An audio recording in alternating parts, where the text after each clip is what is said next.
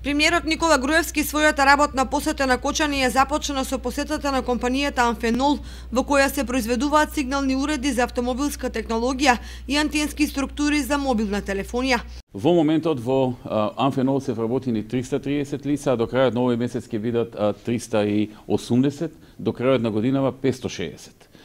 Но она што е најзначено во целата оваа ситуација е што бев информиран дека Амфенол е многу задоволен од работењето во Македонија и во Кочани и дека планира да ги откупи сите 6 локации во технолошко-индустријската развојна зона Виница и да донеси 6 своји дивизии тука. Заедно со градоначалникот на Кочани Ратко Димитровски ја посети трасата каде што се гради атмосферската канализација за дел од градот во должина од 6800 метри, во кој се инвестирани 1.200.000 евра кредит од Европската инвестициона банка.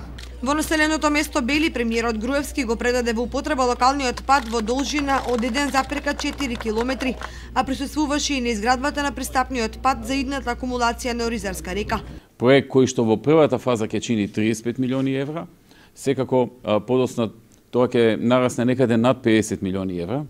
Инаку патот е долг околу 6 километри и треба да биде завршен некаде во текот на оваа година, пошто ќе се почне работење директно на градба на браната Оризарска река, која што е важна и за наводнување, и за производство на електрична енергија, и за пиење вода за општините Кочани, Виница и околните општини, како што се Чешиново, Блешево, Зрновци. Во Виница премиерот Груевски свечено го означи работењето на локалната индустријска зона.